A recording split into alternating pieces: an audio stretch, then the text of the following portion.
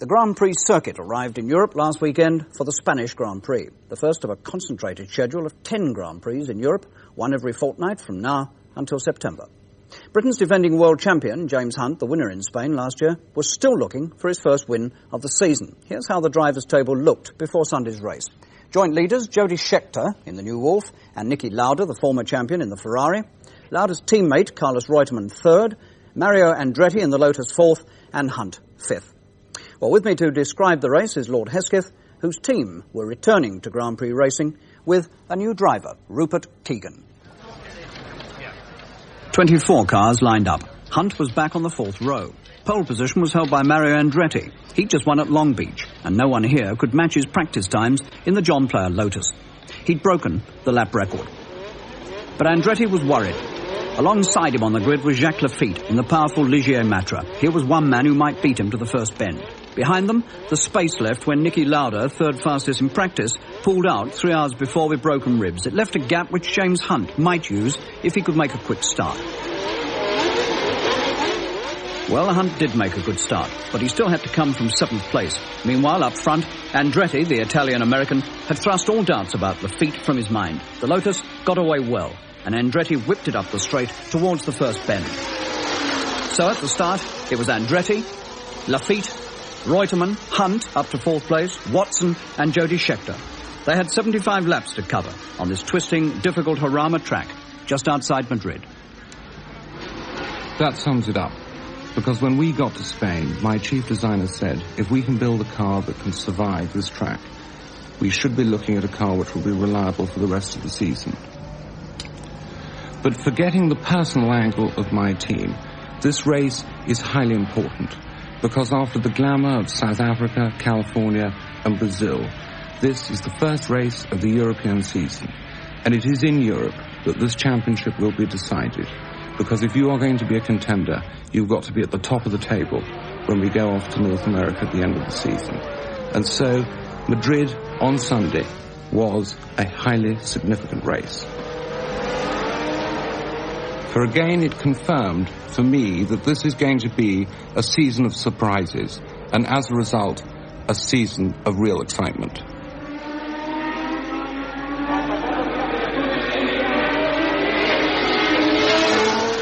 By the 5th lap, 3 men, Andretti, Lafitte and Reutemann, were well clear.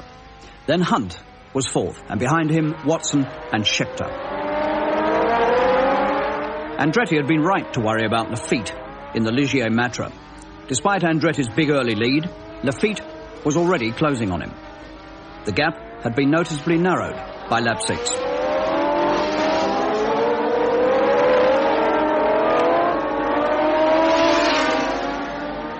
The first signs of trouble were coming for Hunt in the new McLaren number 1. On the 6th lap, he was dropping back. Watson and Scheckter were both past him. He was 6th. At the end of the 6th lap, Hunt came in. The M26 was misfiring. 4 laps later, he was out.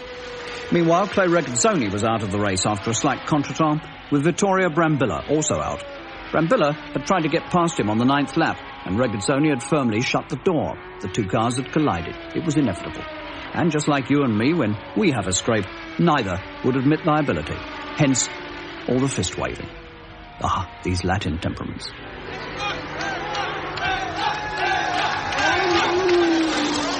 Mario Andretti was still out in front. The Colin Chapman Lotus was functioning well and smoothly. And already Andretti must have been sensing another win, back-to-back with the success in California. His mind would have been easier still if he'd known that his most dangerous rival, Lafitte, was into the pits on lap 12 with loosening wheels. The stop to tighten them cost him a whole lap.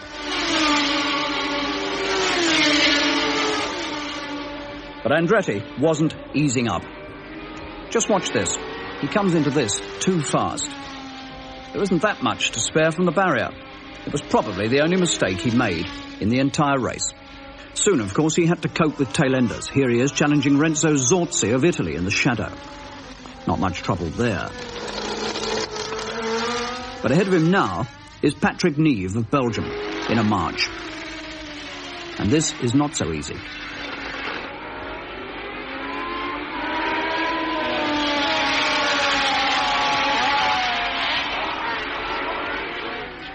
But inevitably, Andretti has him on the 25th lap, 1/3 of the way home.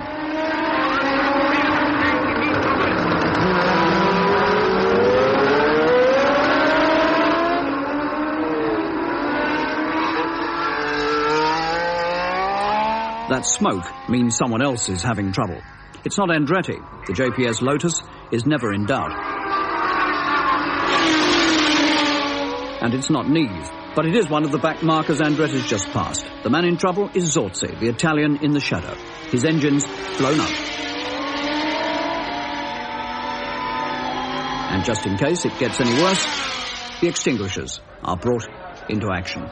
For Zorzi, like so many others, the race is over. Andretti presses on. Whenever he's had problems negotiating the traffic, he puts in a fast lap, just to let the pits know the car's okay. It's other people who've been slowing him down. On lap 32, Rupert Keegan, the Hesketh driver, in his first Grand Prix, spins off with gearbox trouble. He'd been lying 9th, which really wasn't bad. Unfortunately, Rupert's accident just confirmed that it wasn't going to be Britain's day. But he did drive a tremendous race. He pursued Ronnie Peterson, who has won many Grand Prix and is the #1 driver for Tyrrell's, for the entire 32 laps before his accident. The accident wasn't his fault. It was due to a technical malfunction. And all one can think about now is the future, because it was a disappointment for his father and for his family, but I do believe he showed the signs and the ability that are required to be a race winner in the years ahead. There was a great battle going on now for 3rd place. Jody Scheckter, the championship leader in the new Wolf, leads Jochen Mass, Hunt's teammate, driving the old McLaren M23. Jody Scheckter and Wolf Racing proved yet again that their success and their leadership of the World Championship is not just a flash in the pan. This is the team that I believe, apart from Lotus, we are going to have to watch this year. Meanwhile, Carlos Reutemann, Lauda's teammate in the Ferrari, was driving a splendid and lonely race in 2nd place, for all the world as if he were just out for a leisurely Sunday afternoon drive. Now the last of the 3 Britons, John Watson, pulls into the pits to change a tyre. Andretti speeds on with never a tremor towards victory. It's not Watson's day in the Brabham. He had been 3rd, but a spin had dropped him back to 5th. Now, while he's having the tyre changed, the car develops an electrical fault, and the engine goes dead. Instead of just losing time, he's out, the last of the British challengers, along with Hunt and Keegan. Mario Andretti, 37 years old, was never headed. From both man and car, an almost flawless performance. For some people, Lotus's return to the winner's circle, winning 3 out of the last 6 Grand Prix, if one includes Japan, has been a surprise. But it isn't for me. There's no question about it that Colin Chapman and Lotus cars are the most successful combination in the history of Grand Prix racing. And all I can say about Mario Andretti is that Jimmy Clark said he was the only other driver that he was scared of.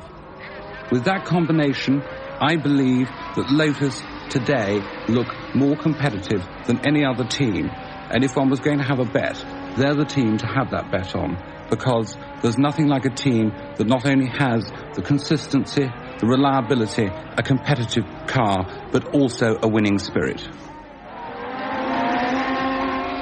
For 159 miles, Andretti had been out front, winning at an average of 91.8 miles an hour on one of the world's most tortuous circuits.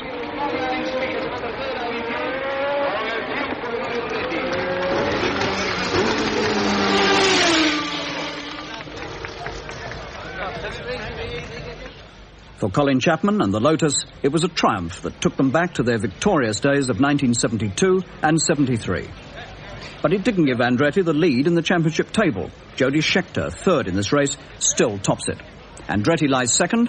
Reutemann, 3rd in this race, shares 3rd place in the table with his Ferrari teammate Niki Lauda, whose season may now be threatened by his injuries. And James Hunt is still without a win this year. He has a lot to do to retain the title. James really has got problems with that new McLaren, hasn't he? Well, he's got a real problem, which is that they're trying to introduce a new car, which is very, very difficult to do, particularly when all the pressure is on. This country is expecting James to do the double, and it's incredibly hard to do that. And as a result, there are pressures which would not normally exist on the McLaren team, over and above those of just the technical problems of making the M26 competitive. Why is it so difficult to produce a new car when you've had a successful car? Well, I think it's slightly a case of the luck of the draw. I remember that I spent £100,000 on what was considered to be a technological revolution in a car, which was the least successful car that we had. It probably would have been a triumph at the end of the day if you got the time to do it, but McLarens are facing a problem of introducing a new car during the season, and that is the really big hurdle. What do you feel about Niki Lauda? It's beginning to look as though he's got one or two physical problems which might well affect him very seriously. I think apart from considering Niki Lauda probably the bravest sportsman in the world today, to have come back after the horrifying injuries that he suffered, he is now having to pay the price of such a quick return. And I hope that he does make a complete recovery, but I don't know whether he's going to be able to do that and race a competitive season. Maybe one could say that he should in fact lay off for the rest of this season, like Stewart did when he had his ulcer, and come back next year. Now, what about your own team and Rupert Keegan? How do you see the future there? I don't see a result which is going to turn headlines or stir this country tomorrow or in the next few weeks. I don't see it at Monaco or the Belgian Grand Prix, but I hope by the end of this season we will begin to see the rising of a new champion who is English and who can beat the rest of the world.